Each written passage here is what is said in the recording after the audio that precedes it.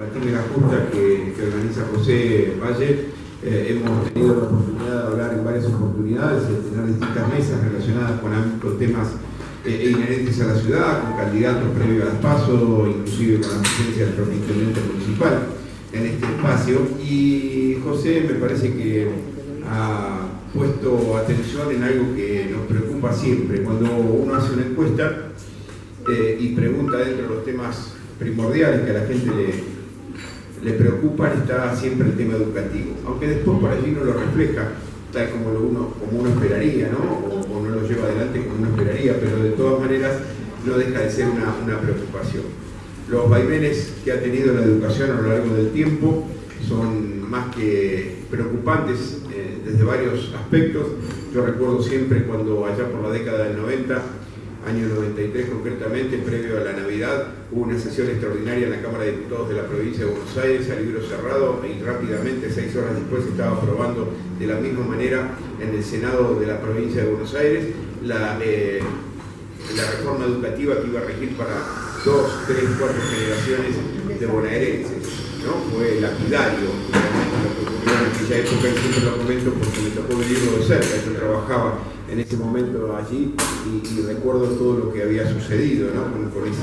con esa reforma. Y así no fue, terminando primarizando la educación, terminando con la educación técnica, y algunos que en aquel momento levantaron la mano para hacerlo fueron los que después dijeron, bueno, hay que volver a la educación técnica, ¿no? Bueno, sin hacer ningún mea culpa, por supuesto. Estar en esta mesa y vamos a compartir la posibilidad de charlar, debatir, y además me parece que siempre es importante cuando en el ámbito democrático alguien puede exponer sus ideas.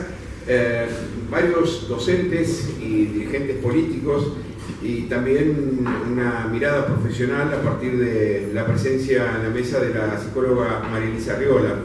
Y están con nosotros también Raúl Ayude, ex concejal y docente, Emiliano Fabris, quien es representante del SUTEBA aquí en Bahía Blanca, y Raúl López, quien fue titular del SUTEBA y actualmente es consejero escolar. Falta Sergio Saninelli, que en algunos minutos va a estar seguramente por aquí, que es el titular de adultos. Pero bueno, la idea es poner 5 o 7 minutos cada uno en función de cómo está hoy la educación, cómo ven la educación hoy por hoy, y después una mirada desde el ámbito de la psicología respecto al tema educativo y cómo esas cuestiones pueden ser inherentes a lo que ocurre con hechos tan puntuales como el grooming o como el bullying en el ámbito escolar, ¿no? Así que bueno, de esto vamos a tratar de que cada uno exponga, y después de preguntar y hacernos algunas preguntas y llevarlo esto hacia la posibilidad de que entre todos podamos ver una mejora en el ámbito educativo. Yo siempre recuerdo, ¿no?, que nosotros a la docente no le teníamos miedo, pero le teníamos respeto. Y hoy, lamentablemente, creo que no ocurre en la mayoría de los establecimientos educativos, al menos los que estamos al frente de curso creemos que es muy distinto como era en su momento. Así que mucho tenemos que conversar y mucho tenemos que hacer. Responsabilidades de todos tenemos en mayor o menor medida responsabilidades, pero hay algunos que tienen más responsabilidades que otros. Yo no sé quién pretende iniciar de los tres. Hicieron sorteo, sé que hablaron antes, pero cada uno le dijo a la dama para el final, porque me parece que debería ser el postre. Muy bien. Bueno, así que, muchachos. Bien, ¿cómo están? Bueno, buenas tardes, noches. Muchas gracias por la invitación a José y a Gaby. Gracias por el espacio, el café histórico, siempre grato venir acá.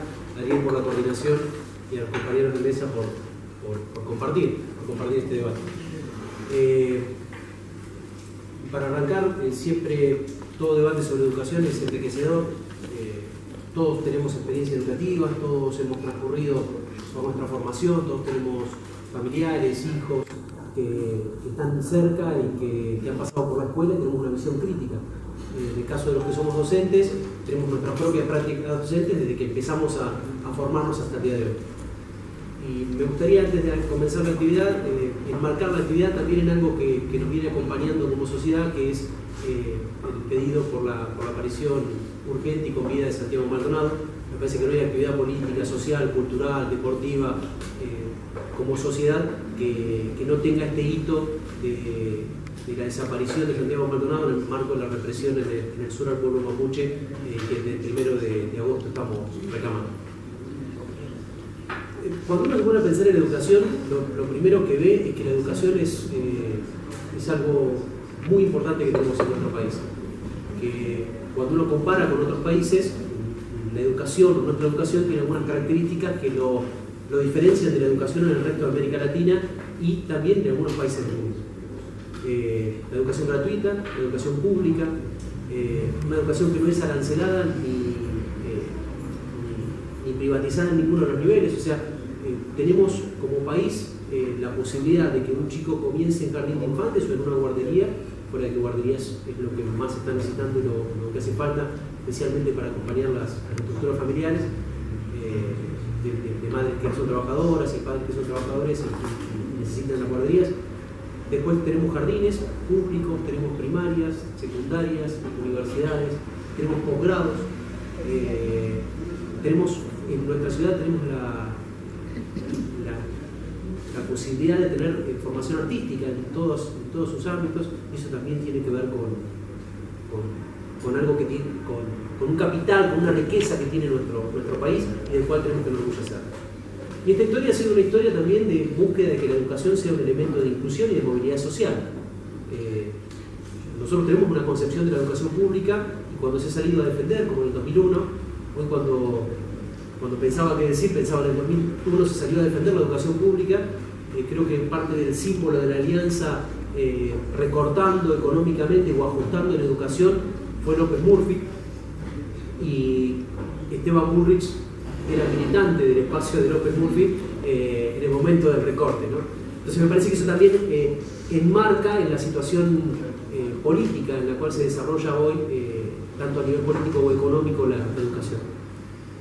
Esta educación nacional, pública, laica, gratuita, nos hace ver que en todo el país hay escuelas, en peores o en mejores condiciones, pero eso forma parte de nuestra identidad. Nosotros creemos que la educación debe ser pública, debe ser accesible, creemos que tiene que ser priorizada. Y en Bahía tenemos también, como comentaba, no solo los niveles educativos, sino también un espacio de militancia gremial y de defensa pública de lo que ha sido la educación. Tenemos institutos terciarios, universitarios, de formación docente, tenemos investigación y tenemos un muy buen nivel educativo. Y todo esto se ha sabido construir y conquistar en función a veces del rol del Estado y a veces a pesar de la función del rol del Estado. A veces el Estado ha sido el principal boicot de la educación pública, por falta de inversión, por falta de capacitación docente, por estas reformas como cuando hacía la introducción Ariel, que se implementaron en los 90 y que lo que hicieron fue desnaturalizar el sistema educativo.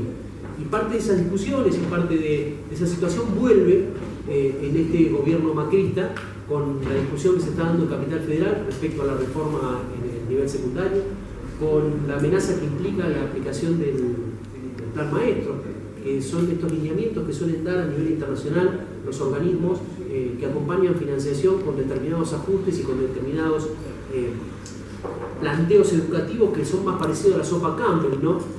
Como si fueran módulos o formas de intervención que se tienen que dar universalmente en todas las identidades culturales y en todos los países, y que bajan con financiación y que son muchas veces la moneda de cambio de esta deuda externa que se va tomando, y que al principio te dan deuda, pero cuando vienen a cobrarte los intereses y a renegociar los capitales, lo que te ponen son condiciones de cómo podés trabajar la salud, cómo podés trabajar la educación, cómo podés desarrollar tu propia identidad y tu propio proyecto de país.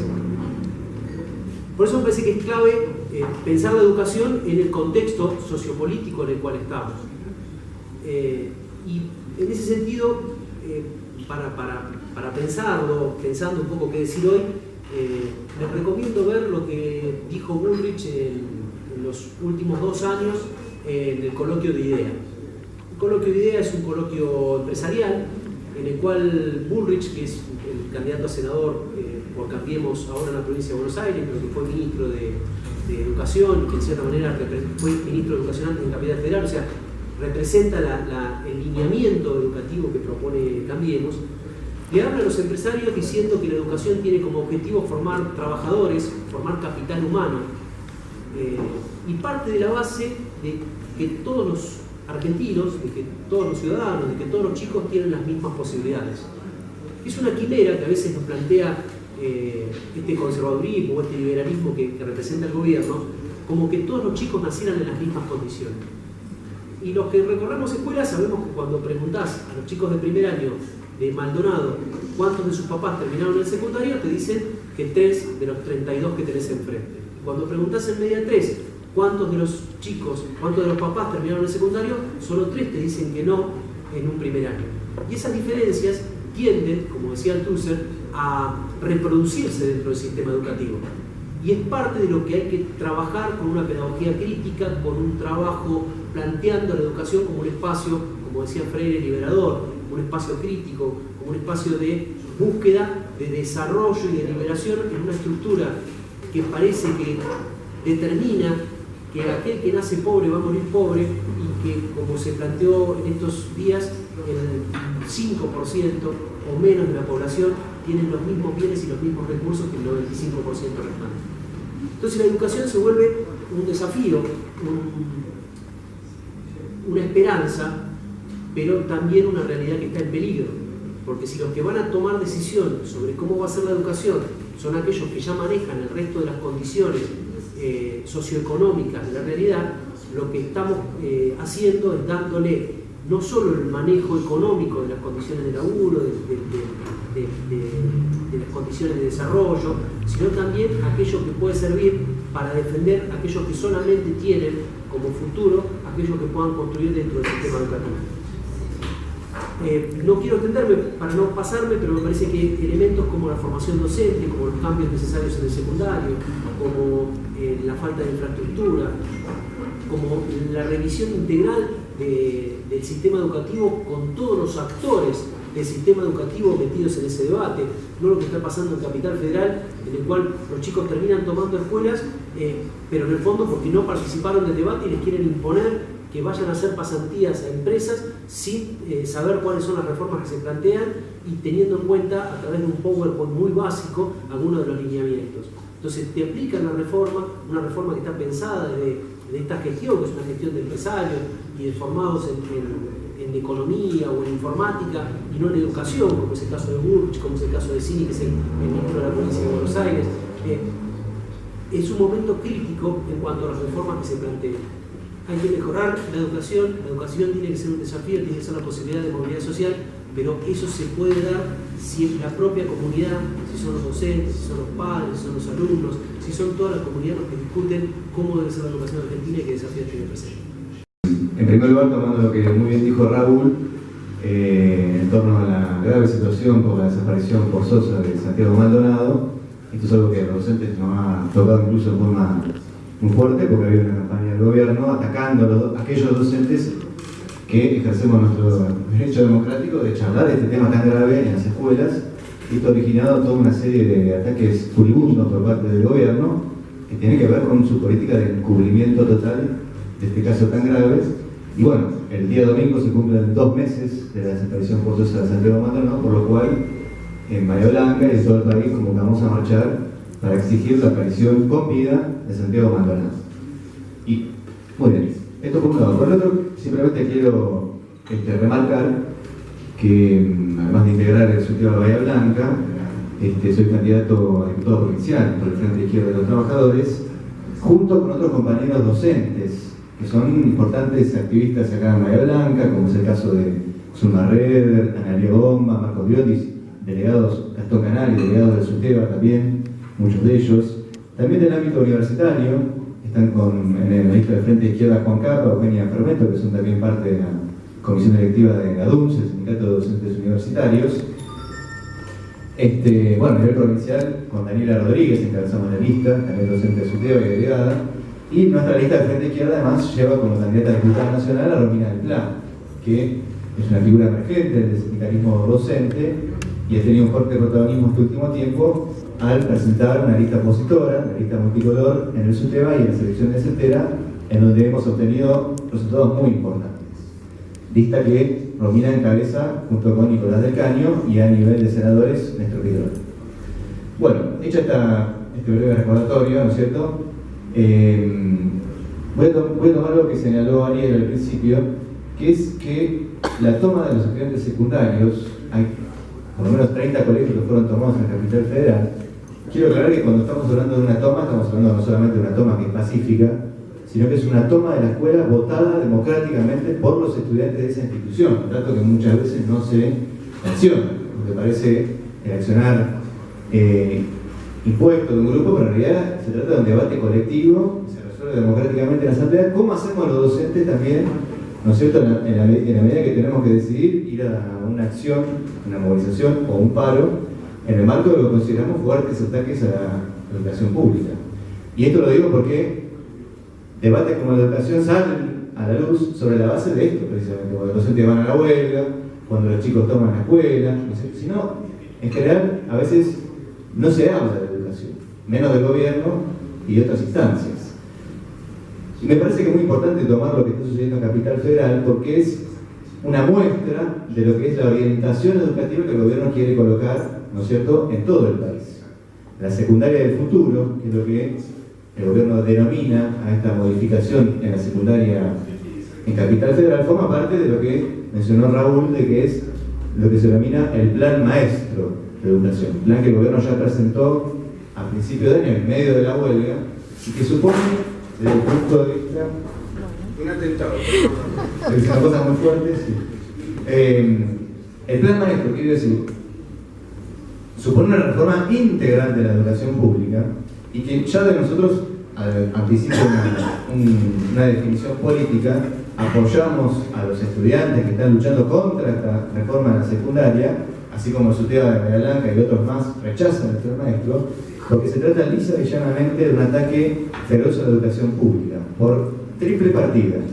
Ataca las condiciones laborales de los docentes, degrada lo que es hoy el contenido, el desarrollo propio de la educación pública, y además profundiza una situación de ajuste presupuestario en el ámbito de la educación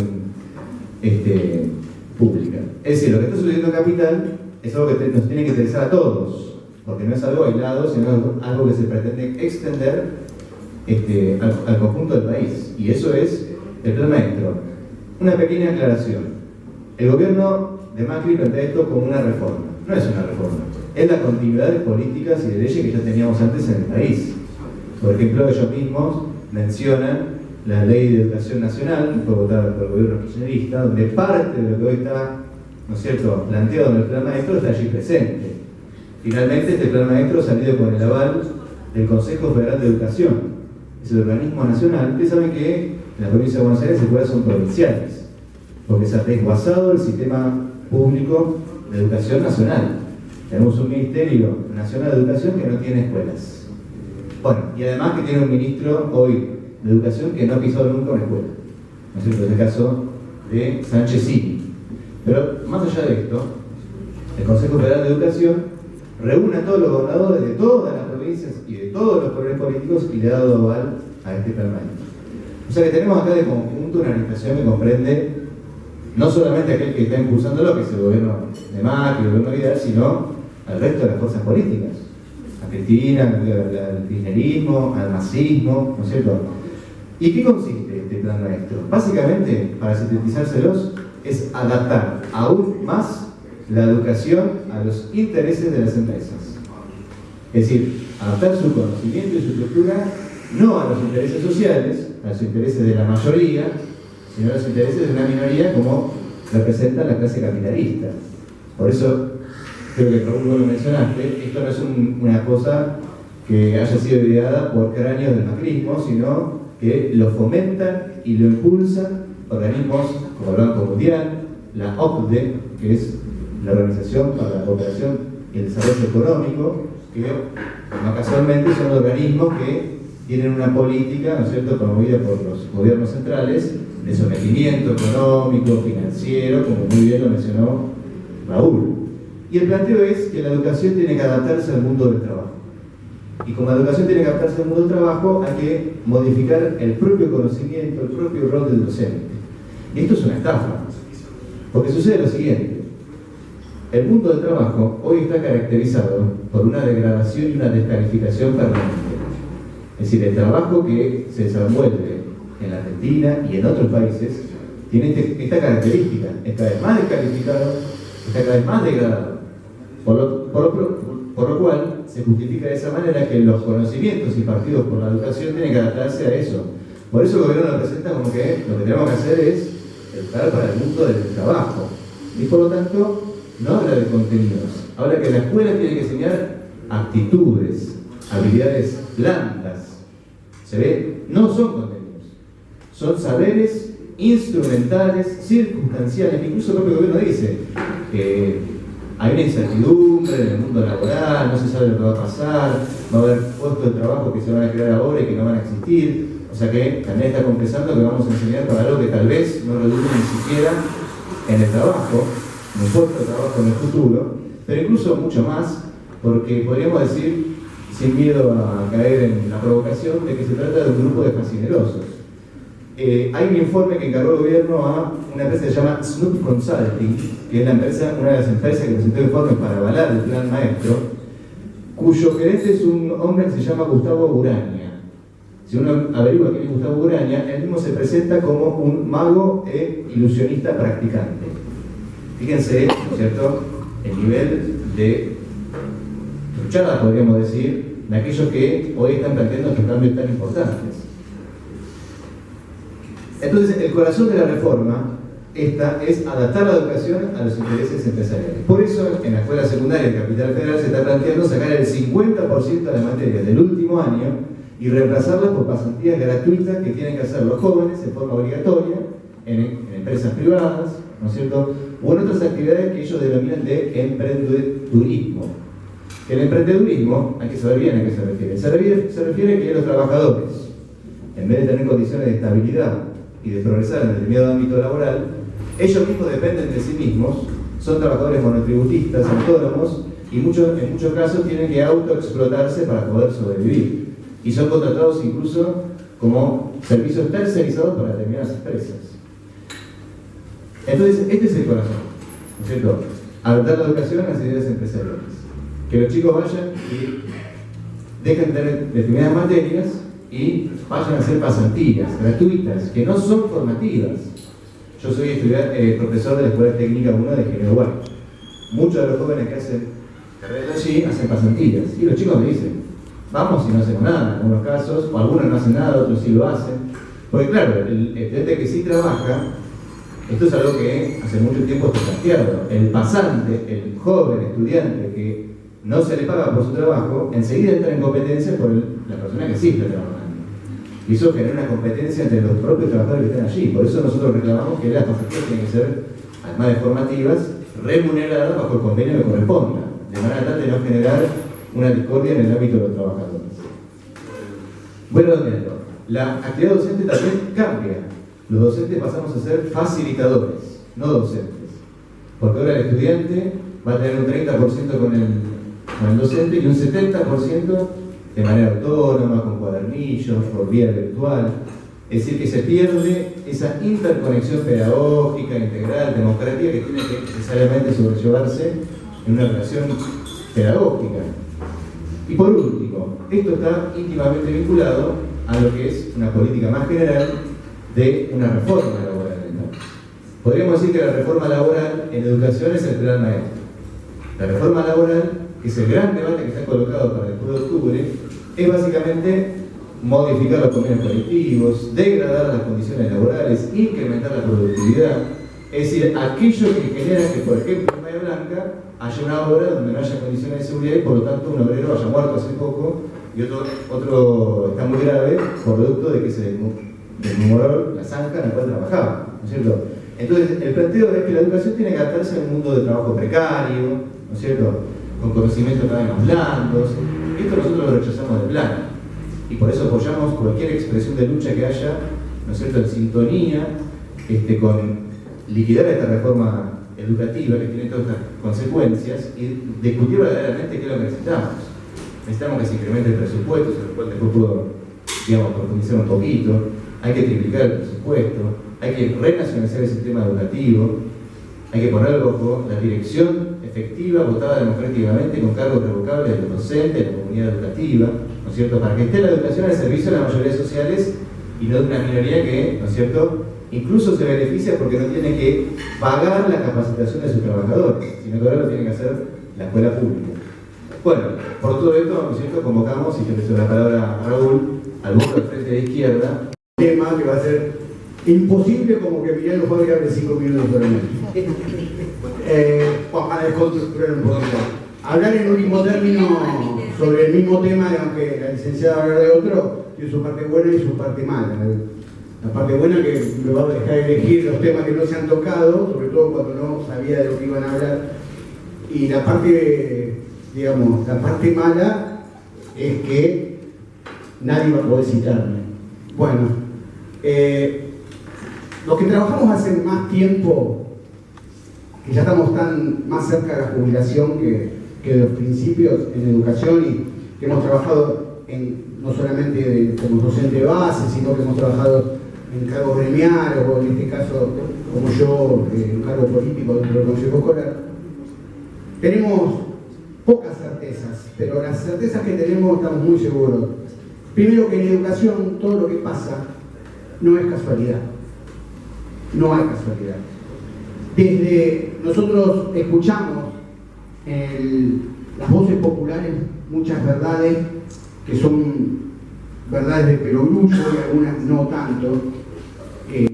Certezas como que el sueldo docente es un sueldo de miseria. Esto no es casualidad. Cuando Sarmiento pensó la escuela, ¿por qué creen que pensó que las que tenían que estar encargadas de las escuelas eran mujeres? ¿O ustedes creen que esto de la vocación y de la segunda mamá y del segundo hogar es casualidad? ¿Por qué es? Porque si las mujeres en sus casas, sin cobrar, podían educar y cuidar a sus hijos, en una escuela podían hacerlo por unos pocos pesos. Eso se mantuvo en toda la historia de la educación argentina. Y nunca se cambió. Como así también, ¿por qué creen ahora, bueno, hemos llegado a un punto de mayor igualdad, pero por qué creen que en las escuelas secundarias la mayoría eran profesores varones? Porque la escuela secundaria eran para los profesionales, y los profesionales deberían ser hombres. Hay muchas cosas. Hay un término en informática que se llama QWERTY. No sé si lo alguna vez lo has sentido. Es muy sencillo de ver de dónde viene. Si usted mira en un teclado de una máquina de escribir, la primera línea de letras es QWERTY, QWERTY. Y es un término que en inglés, que no tiene una traducción, significa pensar de una manera que no se puede cambiar bajo ningún punto de vista. ¿Por qué? Porque el teclado de una computadora, la primera máquina de escribir, donde tenían los tipos, se enganchaban y todo, y la actual es computadora, supercomputadora, si hay algo que no pudo hacer evolucionar, fue la distribución de las teclas del teclado, que siguen siendo las mismas. Bueno, en educación pasa estas cosas. Lo podemos adaptar a circunstancias de la actualidad, a las necesidades y todo. Hay algo que dijeron mis compañeros, que es que esta reforma, digo, cada vez que yo tengo, desde que yo tengo memoria en el sistema educativo, siempre se estuvo hablando de reforma. Siempre se estuvo hablando de reforma. Algunas nefastas, como la que nombró Ariel, la famosa Ley Federal de Educación, y reforma educativa de la provincia de Buenos Aires, que destruyó prácticamente generaciones de alumnos. Después tuvimos otra reforma de la reforma, la Ley Nacional de Educación, que era una versión de esa primera ley federal, más allá con términos un poquito más amigables. Y seguimos con un montón de reformas que no fueron tan famosas y conocidas, que fueron adaptando a algo que me parece que es una constante dentro de la historia de la educación argentina del último siglo y fines del anterior, que fue reformas sin inversión. Todas las reformas tuvieron las mismas características. Fueron sin inversión y fueron, también como lo dijeron antes, sin participación de los principales actores. Entonces, esas reformas siempre estuvieron condenadas al fracaso, desde que se implementaron, algunas escandalosamente, como lo que decía Ariel, entre gallos y medianoche, otras con el consenso de los distintos gobiernos. A mí me molesta mucho cuando alguien discute sobre cuestiones que son innegables en este gobierno, ¿no? Avasallamiento de derechos, aumentos desproporcionados, que todas las discusiones se terminan diciendo, pero los anteriores, estamos pagando la fiesta de los anteriores. Bueno, en este caso en la educación es cierto, pero no de los anteriores, de los anteriores, de los anteriores, de los anteriores, y creo que llegaríamos al mundo ideal, ¿no? Al Sarmiento. Estamos pagando ese pato. Estamos pagando reforma tras reforma que tuvo como su caracterización esto, la falta de inversión. Yo hoy les voy a hablar quizás de algo que no se habló, que es un poquito más técnico, que es la inversión en ladrillo, la inversión en escuelas.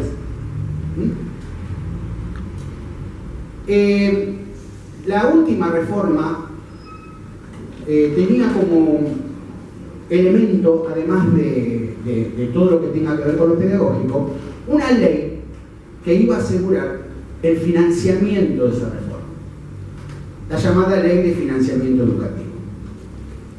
La Ley de Financiamiento Educativo estuvo vigente hasta el año 2003, me parece. No, perdón, hasta el año 2011. Arrancó en el año 2003. Y se debía lograr, a través de una rara alquimia financiera, ya no se buscaba un porcentaje del presupuesto para financiar la educación, como la UNESCO de los años 70 lo proponía. La UNESCO decía que para tener una educación de calidad en un país debería invertir el 25% de su presupuesto. La Ley de Financiamiento Educativo hablaba de un 6%, pero no del presupuesto educativo. Hablaba un 6% del PBI. El PBI, no me voy a poner a explicar, tiene fórmulas de alquimia financiera que hace que se pueda llegar de cualquier manera. Para los que somos legos en esto, lo tenemos muy fácil de comprobar. ¿Por qué fracasa la Ley de Financiamiento Educativo?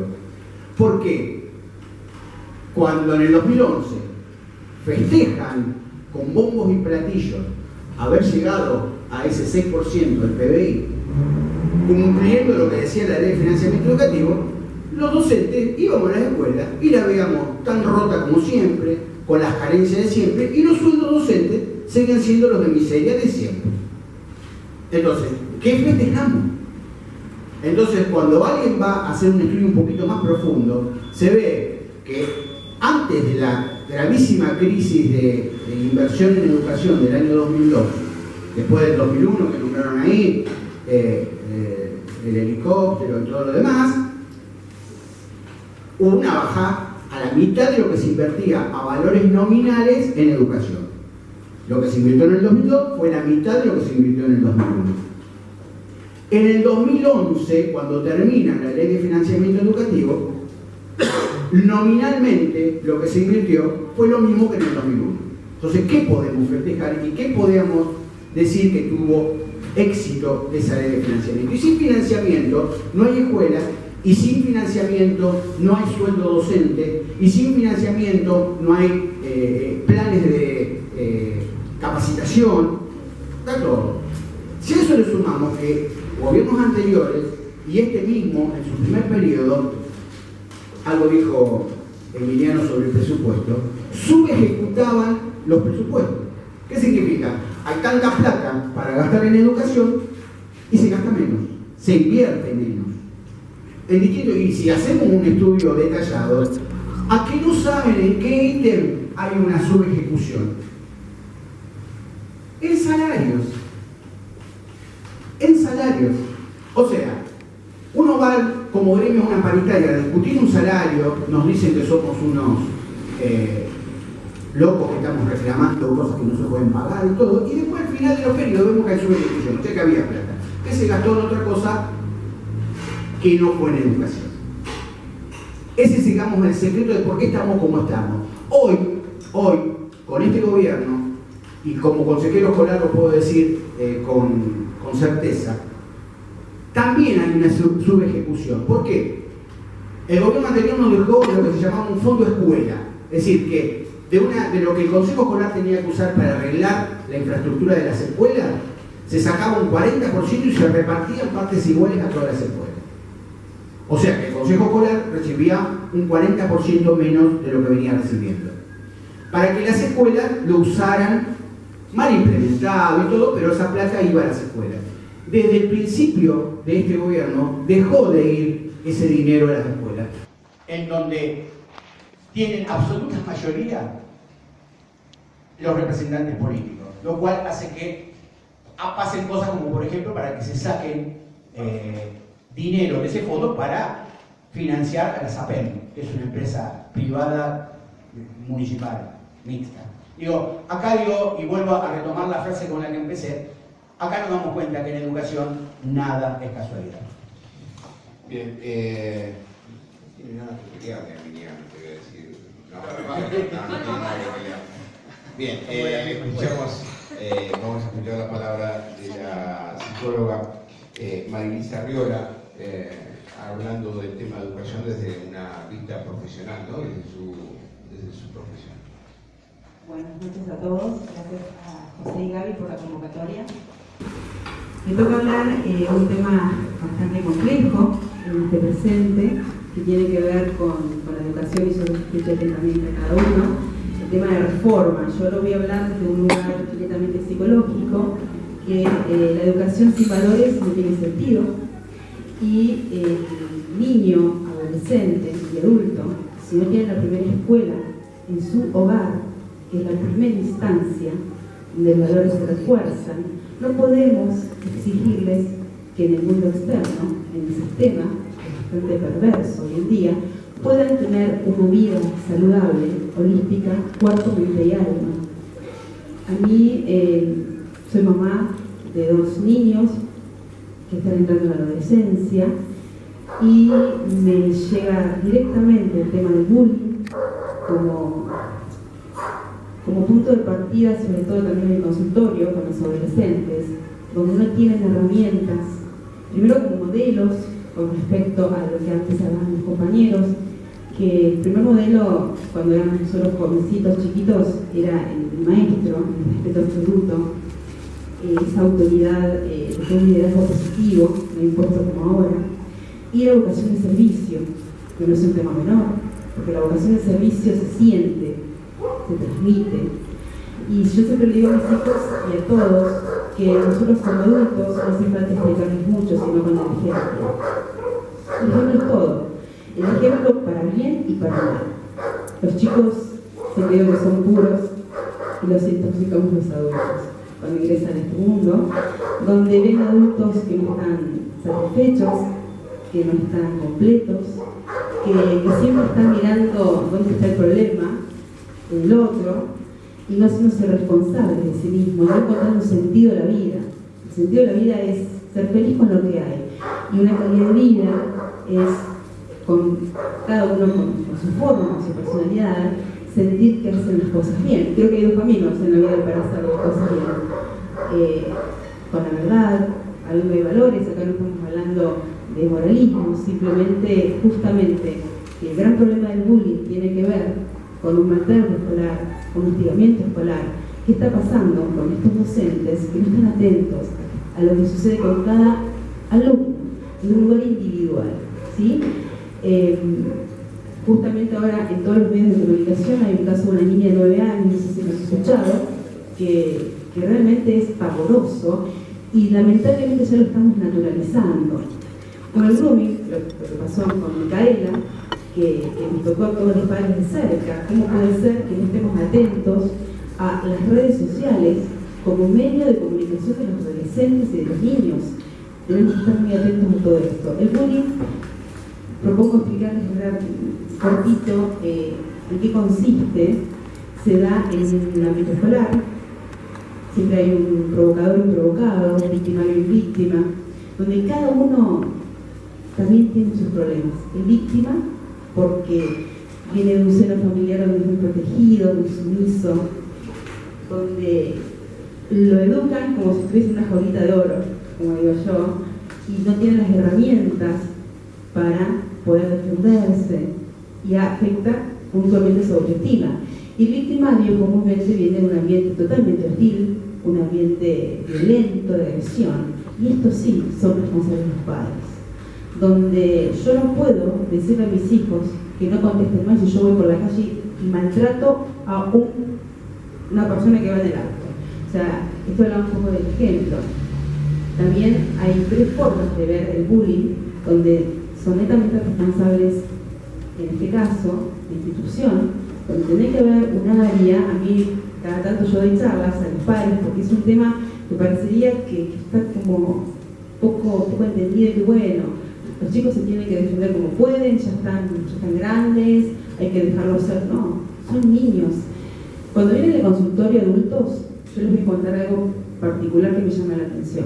Siempre que está sentado frente a mí es el niño interno que tenemos todos, que es la parte más vulnerable y más pura. Y siempre lo que sale a escena es una situación traumática vivida en el colegio. No importa la edad, 30, 40, 50, 60 años. Y yo ayudo a que el adulto que está del frente mío ayude a este niño interno. Y lo que primero me dicen, los padres no me escucharon. Estamos hablando hace muchos años, y algunos docentes tampoco me escucharon. En ese momento no era bullying. Ahora está popularizado el término, pero nos afecta linealmente la autoestima. La autoestima se termina de reforzar a los 12 años, en la etapa, en la instancia de la socialización secundaria, que es cuando el niño ingresa a la primaria y deja de jugar. Es el primer trauma. Acá tenemos que estar muy atentos porque ellos no tienen mucha noción de lo que es responsabilidad y sufren traumas. Hay algunos chicos tienen sus tiempos madurativos y comienzan las primeras cargadas, porque todos somos niños, hemos recibido burlas, pero hoy en día que una niña de 9 años le digan que es gorda de leche y fruta, y que la maestra diga, bueno, arreglate como podés, y que la niña tenga intención de matarse, estamos en un momento bastante crucial como adultos. ¿Qué vamos a dejarle a nuestros futuros niños que van a realmente ingresar a un sistema social totalmente denigado? Y no me quiero extender mucho. Otro de los temas importantes. Máximo y mínimo lo tenemos. Lo más importante también para aclarar es qué pasa con la educación y con el mundo del niño adolescente. Hay algo importante también que quiero aclarar, que el gran problema es que no pueden ingresar al mundo adulto porque no tienen las herramientas ni saben cómo hacer para poder ejercer. Desde la universidad, seguramente será otro tema trivial, no saben estudiar, no tienen comprensión de texto. Sí, quiero ser médico, pero ¿por qué no? Porque gano plata, te dicen en el consultorio, porque bueno, o sea, todo está desde la facilitación, del facilismo y del exitismo, porque los medios de comunicación, las chicas, adolescentes, todas quieren llegar a tienen. ¿Por qué? Porque es lo más viable y lo más fácil. Y hay que ayudar a reeducar, yo diría la reforma psicológica comienza por casa, para que cada uno haga lo que quiera hacer de su vida desde el mejor lugar y desde la responsabilidad. Cuántos disparadores, ¿no? Bien, yo voy a poner de manifiesto algunas cuestiones cuando escuchaba atentamente a todos los que hablaron. Primero lo que decía Raúl, en orden voy de lo que hablaron, ¿no? Primero lo que decía Raúl respecto de la imposibilidad, o al menos así lo entendí yo, corregime si me equivoco, de que alguna persona piense en triunfar si pertenece a un establecimiento educativo periférico, en función de lo que dijiste. Quiero decir que siempre recuerdo aquella frase de Alfonsín cuando decía que el nieto de un analfabeto había llegado a ser abogado y presidente de la Nación. Digo, la movilidad social de la cual se habla, creo que, no lo hablo por esta gestión, sino anteriores, digamos, también permite que ese chico muchas veces de un sector desprotegido pueda llegar, porque quizá ese sea el que mayor garra le ponga, mayor esfuerzo le ponga, y además hay muchos docentes que en esos ámbitos se dedican mucho más al chico que en otro ámbito que quizá no sea el periférico. Respecto de lo que decía Emiliano en una parte, cuando coincido plenamente, primero que envidio su pasión para hablar de esto y me parece fantástico, ojalá todos podamos tener la pasión para defender las ideas de esa manera. Pero digo, cuando hablaba de que los jóvenes habían tomado democráticamente por asamblea los colegios, quiero decirle que democráticamente también el gobierno ganó e impuso su mayoría, y esto, digamos, más allá de que nos guste o no nos guste, coincida o no con la política del gobierno, digamos, es el gobierno el que ganó y que se sometió a elecciones. Como dijo el expresidente en algún momento, si me quieren otro modelo, hagan un partido y gánenme, porque hicieron un partido y ganaron. Y por eso digo que también es democrático que esta gente. Y el segundo aspecto que decía Emiliano, que también me dio, yo coincido plenamente cuando dice él que lo mejor es el cara a cara, que no es el hecho de mirar a los jóvenes a través de las redes sociales, el cara a cara para explicar, con todo lo de Maldonado, y me parece bien que se tomen en las escuelas, que se hablen de lo de Maldonado, eso sí, sin cartilla de ningún ámbito gremial, pero digamos que se hable de lo de Maldonado, como que se hable de muchos otros aspectos que no se hablaron, y que no vi preocupación de algunos ámbitos en que se hablen de otros aspectos. Pero también quiero decir que también sería importante que mano a mano, cuando los docentes protestan, en vez de ir a las movilizaciones, vayan a la escuela y estén frente a frente con los alumnos y le hablen al alumno qué es lo que está pasando, porque si piden que se hable de lo de Maldonado, de la desaparición forzosa de Maldonado, porque es mejor estar cara a cara, también es mejor que estén cara a cara con los alumnos cuando efectivamente toman medidas de fuerza y no dejar de ir a la escuela 15, 20, 30 días. Y el otro aspecto que hablaba recién Raúl, quiero recordar que también el Consejo Escolar de Bahía Blanca contaba con una ordenanza, la 8.666 del año 97, que estipulaba una cantidad de sueldos mínimos para que el Consejo Escolar pueda trabajarlo en infraestructura, es decir, que el municipio le daba una cantidad de sueldos mínimos al Consejo Escolar y que se manejaba en infraestructura, y que durante la gestión de Cristian Breitenstein, primero durante la gestión de Rodolfo López nunca se actualizó ese monto, sino que se dejó como un monto fijo, aumentaban los sueldos pero no se actualizaba el monto, con lo cual había una irregularidad manifiesta y un incumplimiento en la ordenanza. Lo mismo sucedió durante la gestión de Breitenstein, hasta que finalmente Breitenstein la eliminó, la ordenanza. Y esa ordenanza no la tuvo más el Consejo Escolar, con lo cual permitía para muchos establecimientos educativos mejorarlos, ¿no?, desde el punto de vista de la infraestructura.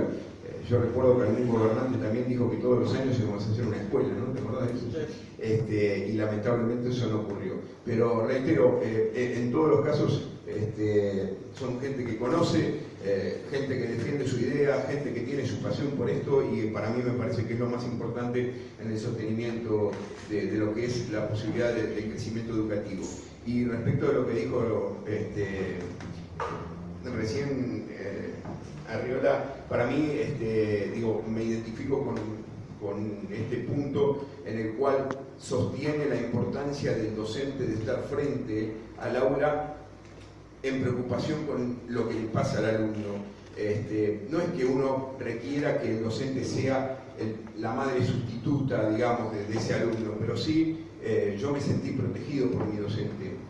Más allá de no ser mi madre, pero me sentí protegido en lo personal por mi docente, y siempre recuerdo cada una de las caricias de ese docente, o el momento en que uno estaba mal y el docente se acercaba y se preocupaba, y eso yo no sé si vivió otra época, si no se volverá a tener en cuenta, pero hoy que veo cierta preocupación porque en algunos establecimientos educativos no hay clases porque hay ratas, yo recuerdo que quizás esté mal, quizá alguno lo plantee que esté mal, pero recuerdo que nuestros padres se juntaban y trataban de solucionar problemas que tienen que ver con el establecimiento educativo. Y algunos por ahí no lo ven bien y creen que lo tiene que hacer el Estado, y yo la verdad que la preocupación era de mi viejo que yo estudie, no a ver si lo tenía que hacer Juan, Pedro o Manuel. Lo importante era que se haga y eso se solucionaba y no estaban una semana, como en este caso, sin ir a la escuela.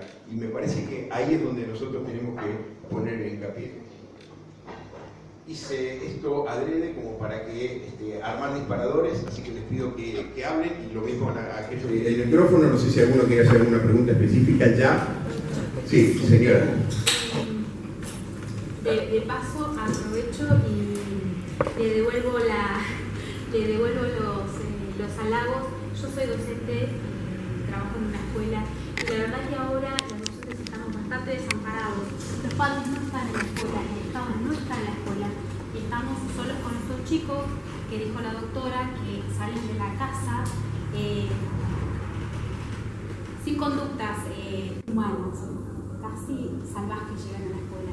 Y la mayoría de las veces nos tenemos que ocupar de humanizarlos y de enseñarles cosas que antes se enseñaban en casa.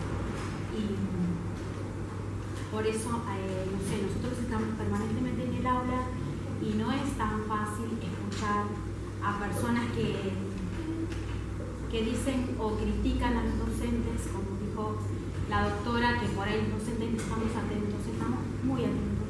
Y por eso, y por lo que usted decía de que por ahí... Yo no generalicé, dije puntualmente lo que me parecía como un dato, digamos, porque yo coincido en lo que vos manifestás, perdón que te corte, pero digo, no lo generalizo, que todos los docentes están así ni todos los docentes están del otro lado.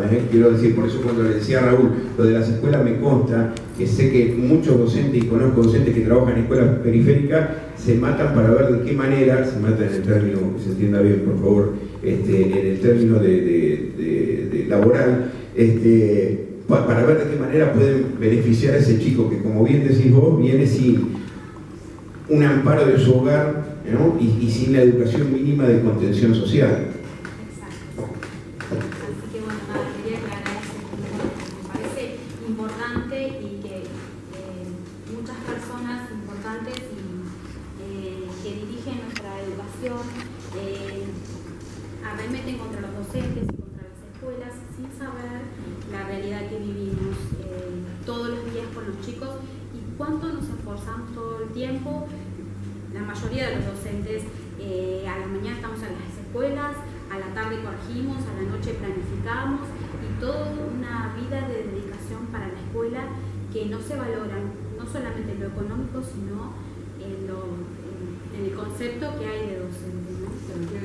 ¿Cómo es tu nombre? Gabriela. Gabriela, mil disculpas si te sentiste tocada personalmente. Lo que quise decir puntualmente es que si en casa no fomentamos el respeto al docente, el niño lo va a tomar como tal. Y también otra cosa que quiero aclarar es que a veces sucede cuando el docente habla, le hace una devolución a los padres con respecto a algo del niño, se sienten atacados. Atacan que iligo al padre. ¿Por qué? Porque saben que no están haciendo sus cosas bien. Entonces hay una falta de comunicación y de trabajo en equipo. Porque si lo hiciéramos como un trabajo en equipo, sería todo fenómeno. Por eso las instituciones tendrían que tener un área específicamente de revinculación de los padres con los docentes. Disculpame, te digo... De los padres con los propios hijos. De los padres con los docentes para que puedan tener el mismo lenguaje frente al niño. ¿Sí? A eso me refiero. Pero también los padres, por supuesto, desde casa también con los niños. A mí me parece interesante, no podemos pensar la escuela sin pensar la familia y sin pensar la sociedad. Entonces, pensar la escuela hoy, con los mismos parámetros de hace 20 años, 30 años, no se puede pensar la familia. La participación de los padres es distinta, la forma en la cual la familia se puede organizar para que los chicos lleguen a la escuela es distinto, los chicos llegan distintos, o sea, porque algunos llegan sin comer porque no tienen para comer, y otros llegan sin comer porque la que los está cuidando es una nena de 13, 14 años, o porque no le dan los tiempos hasta que se traslada. Entonces, el rol de la escuela, cuando hablamos de situaciones, a nosotros nos pasó, así como Raúl decía que las reformas nos fueron pasando, todos los problemas que pasan en la escuela hacen... Hay una canción que se llama Que el letrista no se olvide, ¿sí? Que le van diciendo a un letrista uruguayo que tiene que tener la tema. que tiene que tratar de otro tema, y tiene que tratar de otro tema. A los educadores nos pasa lo mismo. Entonces, cuando pasa la situación con Junior, bueno, hay que estar atento a eso. Y pasa lo de grooming, y bueno, hay que estar atento a eso. Bueno, y la educación sexual tiene que pasar por la escuela. Pero si el chico tiene una situación de salud, el maestro es el que está cerca. Entonces llega un momento en el cual, en el medio de todo eso, hay que tratar de manejar algún contenido de matemática, de lengua, alguna otra cosita, pero tiene que llegar a la lectura comprensiva. Entonces, hay un corrimiento de funciones del Estado, como planteaba Emiliano, de decir, bueno, ahora ya no sos trabajador, tenés que ser un microemprendedor. Entonces solo te tenés que generar laburo y ver cómo te va a defender en un mundo capitalista en el cual capaz que hace ballenita y después los camisas vienen sin cuello. Tenés que encargarte, bueno, esos corrimientos familiares también se dan en la situación de la escuela. Entonces, el chico sí o sí pasa por la escuela, pero en la escuela emergen muchas de las situaciones que no surgen en otro lugar porque no hay mirada. El tema es si la mirada del docente sobre lo que le pasa al chico o lo que se ve a nivel familiar tiene algún tipo de acompañamiento de los otros efectores del Estado, de los otros miembros de la comunidad, como para poder trabajarlo. Sería ideal tener equipos, pero la adolescencia, que es la edad más compleja, donde da el 50% de abandono escolar, la gran mayoría de las escuelas no tienen equipos de orientación. Y en muchos de los casos, el equipo de orientación tiene 3 miembros y tiene arriba de 1.500 alumnos. Entonces, esas situaciones son situaciones en las cuales la escuela es vista como la responsable o como la solución a muchas de las situaciones de injusticia que se generan en un mundo cada vez más acelerado, más atomizado, más egoísta, más individualista, con familias desbordadas en la situación de su propia convivencia. Entonces, vos llamás a reuniones de padres, pero los padres que vienen son siempre los 3 o 4 de los pibes que generalmente andan más o menos bien. Y por otro lado, ese papá para venir puede venir una vez a la reunión, pero después está totalmente desbordado por las situaciones familiares y económicas. Entonces, cuando yo me refería a la diferencia que hay entre unas escuelas y otras, es porque no se le puede pedir que la educación sola logre una movilidad social o logre una inclusión o logre una reforma. La educación es necesaria, pero no suficiente.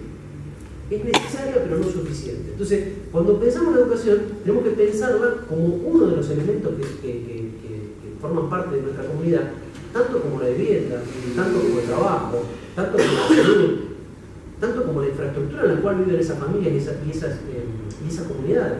La escuela no es ajena a esto, como el docente no es ajeno. Y una última cosa, nunca en 20 y pico de años de docencia, ya más 30 que 20 y pico, sí, no te vi tanto maltrato de parte de un Estado hacia el rol docente. ¿Qué voluntarios? Mintiendo sobre la cifra de lo que ganamos, que no nos capacitamos, que no nos calienta estar con los pibes. Yo no entiendo cómo piensan pensar la educación del mañana sin docentes. No entiendo cómo piensan pensar la educación y la formación de trabajadores sin tomar primeramente a los docentes como trabajadores.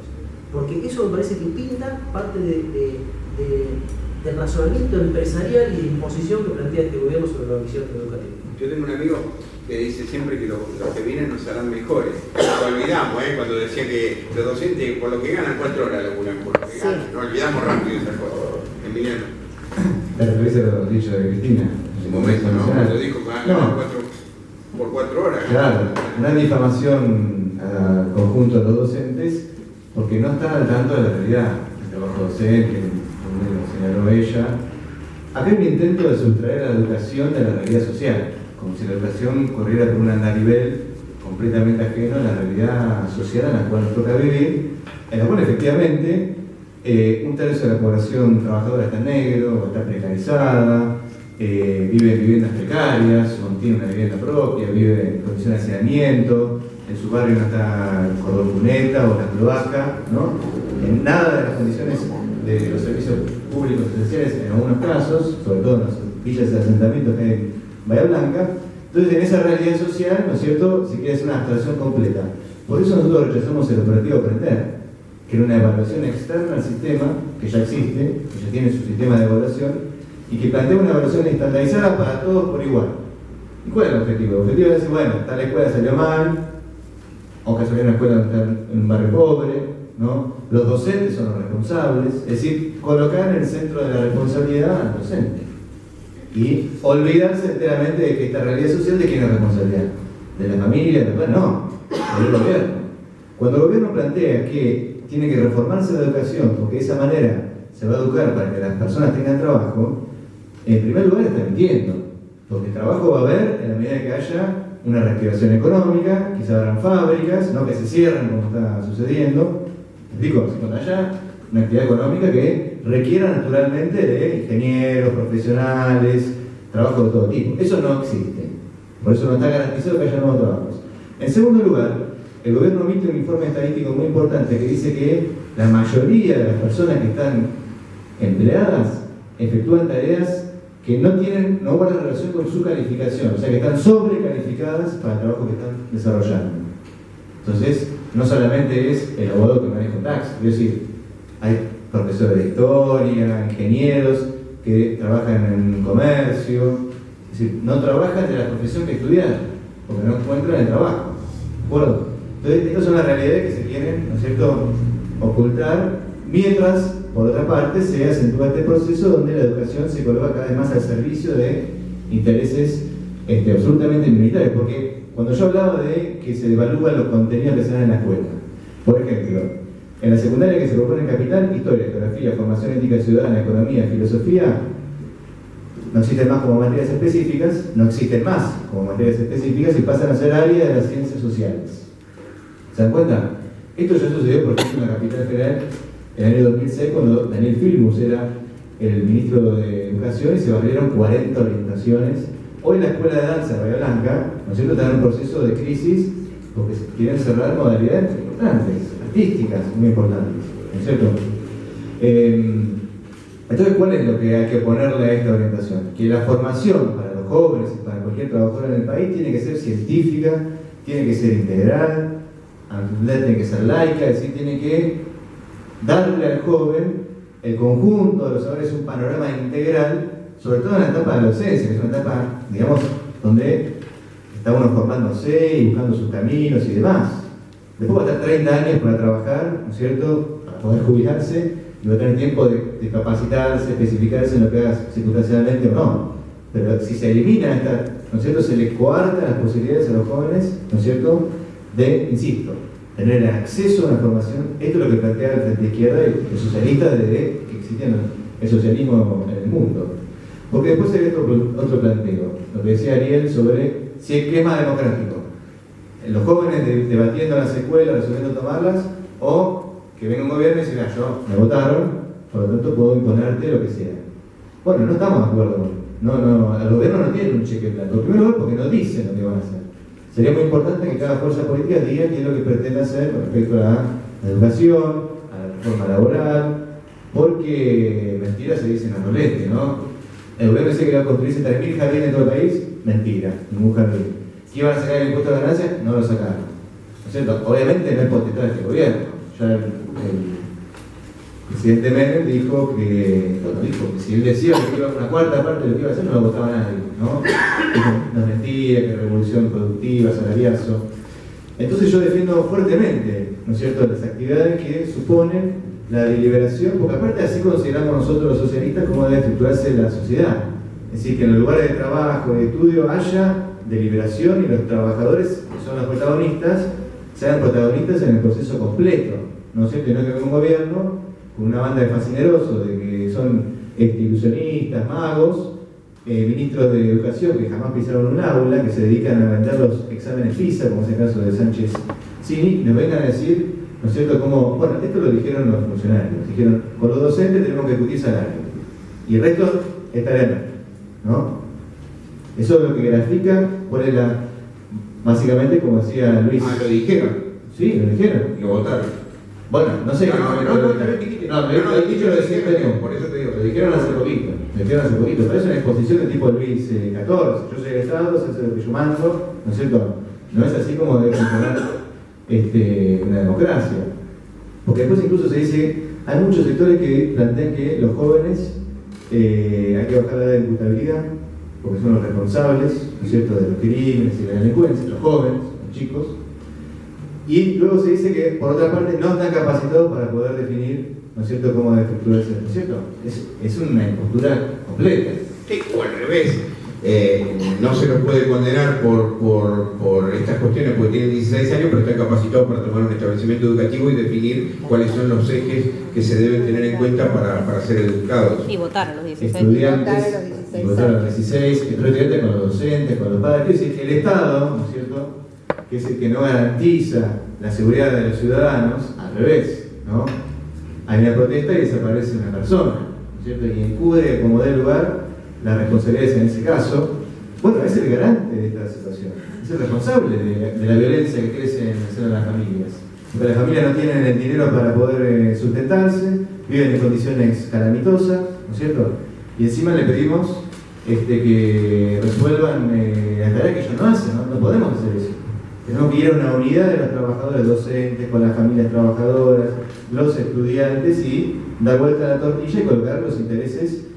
Y ahí voy a la cuestión presupuestaria. Digamos, tiene razón, porque todo esto es además de que es una farsa, está colocado que, por ejemplo, se habla de que se va a extender la jornada. Parte del plan maestro es haber una jornada extendida, en primaria, por ejemplo. No hay ninguna escuela nueva que se vaya a hacer. Entonces, ¿cómo diablos se va a hacer esa jornada extendida? Bueno, en los clubes, en los barrios, se va a anotar gente para que vaya y esté allí, como ya existe con los jardines maternales de mamás cuidadoras, que no son atendidos por profesionales. Perdón, yo en mi escuela tenía lugar para la jornada extendida y no me la dieron. Bueno. Yo me jubilé en el año 2009. Claro, y termino con esto. Nosotros vamos por todo. Si estamos planteando este plan estratégico que plantea el gobierno, porque nos interesa ver cuáles son los lineamientos, ¿no es cierto?, sociales que están detrás de esto. Por eso lo quería vincular mucho a la reforma laboral, que está también en debate en el país. Pero donde hay dinero que tiene que ir para la escuela, tiene que ir para la escuela. Entonces el fondo educativo para las empresas de transporte público, no. La empresa de transporte público tiene que brindar el servicio de transporte público. Hay una ley que plantea que además tiene que brindar el boleto gratis para los estudiantes que no lo cumple ni el gobierno anterior. Voy a volver a interrumpir porque fui directora 16 años en Maldonado. Cuando se dio el boleto de forma gratuita, entonces los papás por estatus mandaban a los chicos a las escuelas del centro.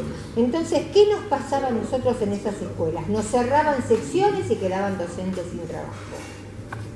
Claro. ¿Por qué? ¿Y por qué si hay una una familia... escuela con un radio, el chico tiene que ir ahí. Si ustedes me dicen al docente al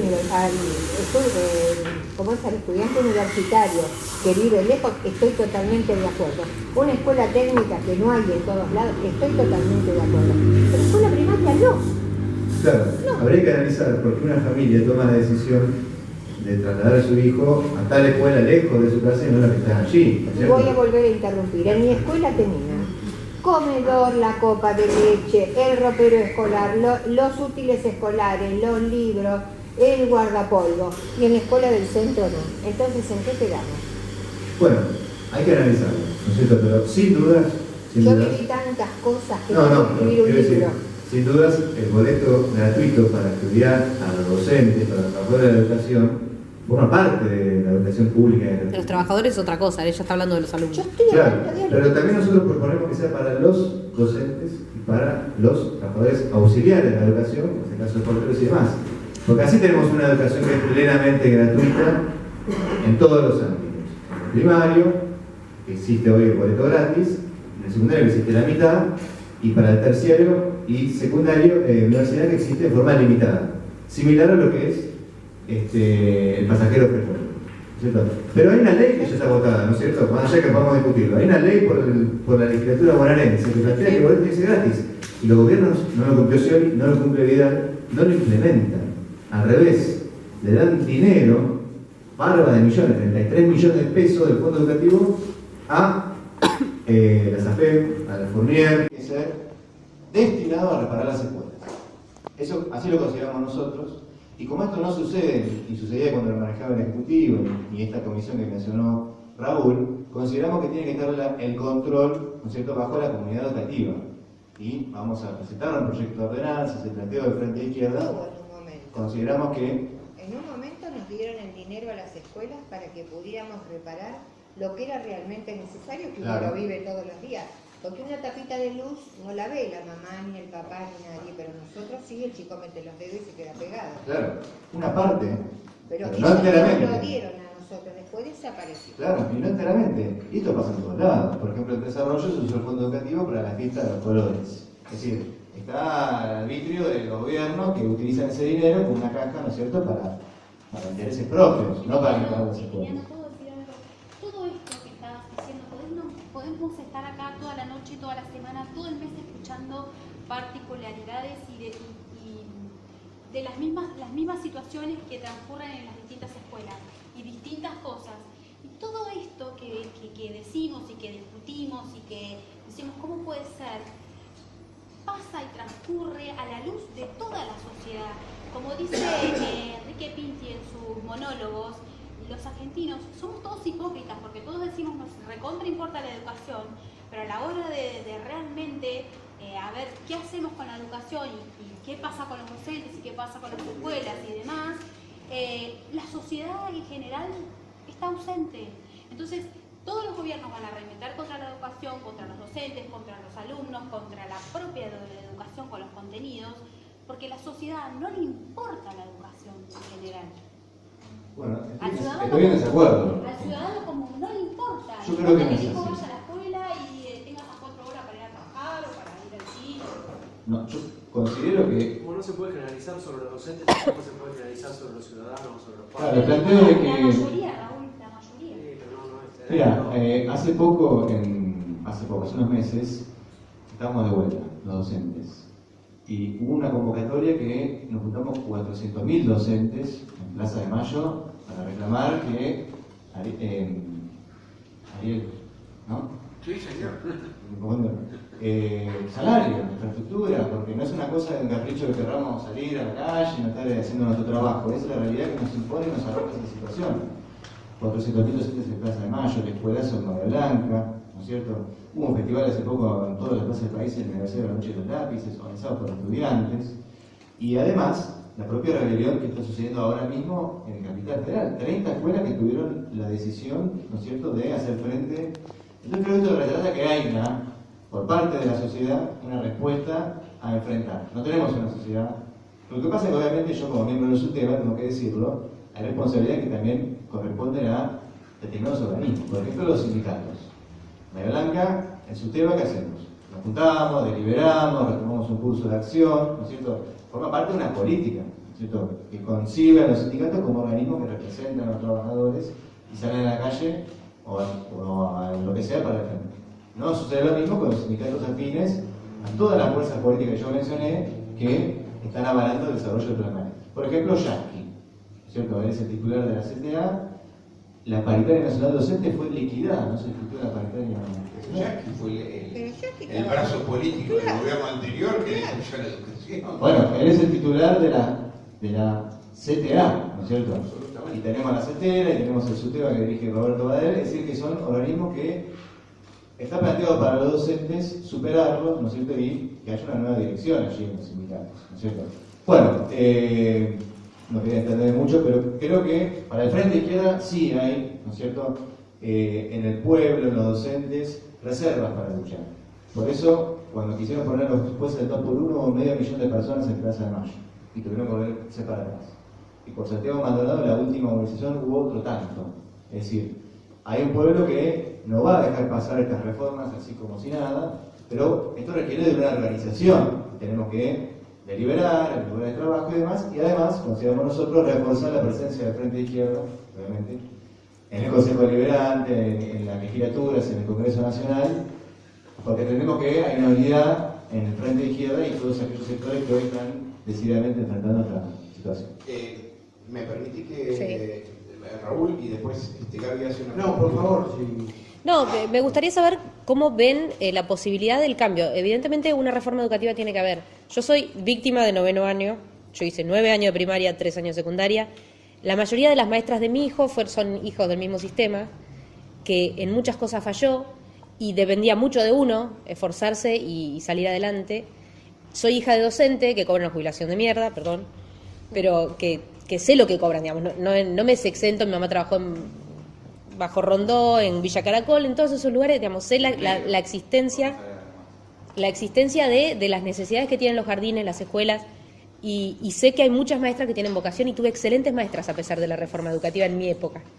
Y sé que hay gente que realmente se esfuerza por llevar lo mejor de sí y que a pesar de todos los problemas que tienen los cursos, hoy mi hijo va a un curso de 36 alumnos a pesar de ir a un colegio privado hoy, donde hay muchísimos problemas sociales, donde hay un montón de bullicio, donde hay problemas de bullying, menores, gracias a Dios, pero los padres somos el principal problema generalmente en ese tipo de espacios. Entonces, el presupuesto sé que es imprescindible que suban los salarios. Digamos, los países del primer mundo tienen sueldos ejemplares los docentes, porque son los que forman el futuro. Y creo que es importantísimo, porque sabemos que la sociedad está podrida, que somos un país que viene denigrándose un montón de cosas, desde la educación, el trabajo, los valores. Entonces, si uno tiene la esperanza en algún lado, la pone en la educación. Por lo menos yo pienso que de algún modo tiene que salir por ese lado, porque si no, es como que es imposible. Y por ahí escucho muchas notas, he escuchado de la reforma de Buenos Aires, no sé detalles. Mínimamente pienso y me imagino un lugar acá, por ahí en una familia que ya no tiene la cultura del trabajo desde hace generaciones, y que tal vez un chico tenga cercanía, no sé si de la manera que se quiere implementar ahora, pero que sí de alguna manera se relacione con el mundo del trabajo desde la secundaria, aunque sea unos meses en el último año, para ver que hay una posibilidad, además de lo que ve en la casa o además de lo que lo rodea. Entonces, ¿de dónde estaría el punto de partida? Digamos, yo sé que no tienen el futurismo, no me pueden decir una solución, porque si no, no estaríamos en el Café Histórico, tal vez estaríamos en la Casa Rosada charlándolo. Pero, ¿dónde podría estar la salida? Bueno, yo voy a tomar tu pregunta y lo voy a incluir en lo que pensaba decir antes, que cuando empezó a hablar de Emiliano me olvidé ya, pero bueno. No, quería decir que cualquier eje se corre si empezamos a generalizar, cualquier eje. Digo, lo que dijo Ariel, lo que dijo Gabriela. ¿Por qué? Porque hay una cuestión, y sobre todo en educación, porque a nadie se le ocurriría a un neurocirujano decirle cómo tiene que operar un cerebro. A nadie se le ocurriría decirle a un arquitecto cómo tiene que construir un puente. Pero yo les puedo asegurar que con el advenimiento de las redes sociales, la hipercomunicación, todos se sienten capacitados para opinar sobre educación. Aún cuando su único contacto con la educación fue cuando hizo 7º grado en la escuela primaria. Entonces, digo, eso es muy difícil. Digo, y miles de sociólogos no pueden resolver el tema de tratar de explicar lo que pasa en la sociedad, menos lo vamos a poder explicar nosotros. La sociedad es fluctuante, es cambiante, y la escuela es parte de la sociedad. Es así. Lo que le decía la señora, yo tenía lugar para hacer la jornada extendida y no me la dieron. Se puede explicar fácilmente. Es inversión, lo que dije antes. Es inversión, es falta de inversión. Es así. Digo, esto de que los por estatus se van a los colegios del centro que prefieren tomar su colectivo y no ir al lugar de barrio, ¿cómo podemos explicar esto? En una sociedad tan contradictoria como cuando los maestros hacen huelga, le dicen vagos, irresponsables, mal preparados, vayan a la escuela así les dejo a mis hijos. ¡Qué contradicción tan grande esa! ¿Sí? Bueno, es nuestra sociedad. Es nuestra sociedad, realmente. Decirle vago, irresponsable y mal preparado a quien querés dejarle a tus hijos para que se formen, ya tenemos un grave problema. Con respecto al cambio, desde que existe la educación todo el tiempo se habla de cambios. No, y como vos mismo lo dijiste, no hay una solución mágica. Hay, sí, digo, hoy tenemos un problema. Este gobierno, como yo dije en mi primera intervención, que es una de las pocas cosas en donde no se les puede discutir que tiene que ver con la herencia recibida. Esta es la de la educación. No se puede discutir, porque es cierto. Como empresario, y quedándome tranquilo porque le doy la posibilidad de tener experiencia, entre comillas. Digo, y eso no puede reemplazar la parte educativa, la parte academicista de la educación. ¿Por qué? Porque estas prácticas lo que hacen es reemplazar. Nombró una serie de materias, Emiliano, y además lo reemplaza en tiempo, en horas. Porque eso no va a ser solamente en el último año. Ahora reemplazamos 70%. Digo, a veces hay que tomarse el trabajo, no solamente leer los títulos en el Clarín o en el TN. Hay que tratar de leer todo. Van a reemplazar el 70%, las clases se van a reemplazar, los maestros van a dejar de ser educadores para ser consultores. Hasta desde lo verbal va cambiando. Y el otro 70% inventaron un término, gamificación, o para decirlo en inglés, gamificación, que está relacionado con el mundo de lo virtual. Otra contradicción más. Un gobierno que en el otro, con todos sus problemas y con todas sus, acciones, le dio una computadora a cada uno de los chicos de primer año. Este se lo cortó. No está más. Cortó el internet en las escuelas. Ahora, hace 15 días entregaron el Media 3. El Media 3, sí. Todavía no entregaron el resto de las escuelas. En otras escuelas, digo. Supuestamente van a empezar a entregar. Y a todo esto va el intendente, digo, algo que tiene que ver en educación va el intendente, digo, casualmente. Yo la otra vez decía, ¿cómo extraño la época, en una época de elecciones, el gobierno hacía obras? Ahora no, ahora es tan contradictorio todo. Y si hay algo que reconocerle y que hacen bien, es que han creado una forma de comunicación que ha despertado una parte de esa sociedad inentendible que hablamos, en donde en una época de elecciones te prometen ajustes, te prometen tarifazos, te prometen... Y ganan votos. Digo, ¿cómo extraño cuando los gobiernos antes hacían proselitismo en serio? Bueno, otro cantar. Pero, digo, yo creo que el punto de partida para un cambio, como decías vos, tiene que ver un poco con lo que ya dije antes. Es la participación. La participación. ¿Quién va a conocer más de sus alumnos que los docentes? ¿Quién va a conocer más? Digo, en el problema de generalizar, tenemos de todo. Tenemos docentes buenos, docentes malos, docentes comprometidos, docentes que no. Como hay médicos buenos, como hay abogados buenos, como hay policía bueno y policía malo.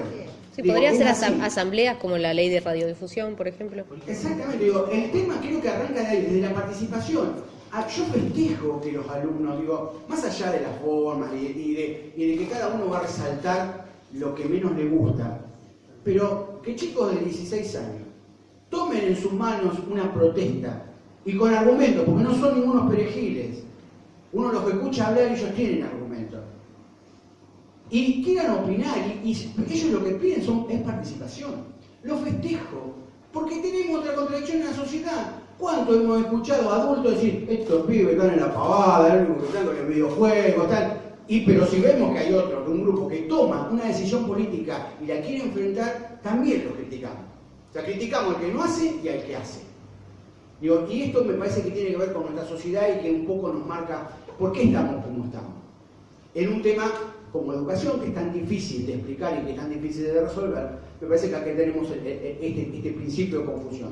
A mí me parece que el principio sin fórmulas mágicas, o nosotros hemos aplicado fórmulas de Europa, hemos aplicado fórmulas de Estados Unidos, de América, y fracasó todo. ¿Por qué no empezamos a aplicar una fórmula nuestra, criolla, pero que para empezar a implementarla, discutamos todo? Discutamos el alumno, discuta el padre, discuta el docente, y no 4 perejiles que se sientan frente a un mostrador y tratan de no golpearle la puerta en la siesta al dueño de la estancia. Bien. ¿Puedo hacer un agregado? Sí, y después cierra Marisa. Durante muchos años, cuando llegaba fin de año, venía la inspectora con órdenes de arriba y me decía, ¿cuántos nenes tenés para repetir en segundo? 6. No, repiten 2. Esas son estadísticas. Entonces después no podemos decir que los chicos no pueden comprender textos, que no saben resolver, que no saben razonar, que no entienden las consignas.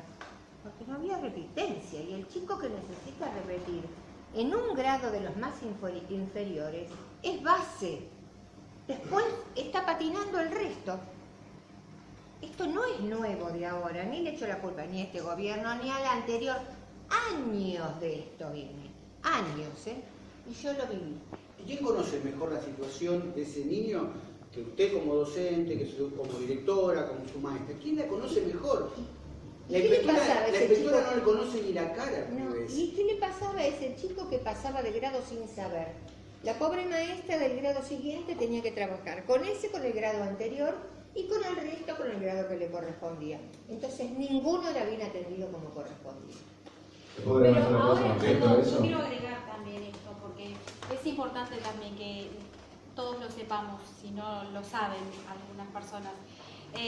Esto se perpetuó y se agravó, porque ahora de primero a segundo con el tema de la UNIPE los chicos pasan por decreto.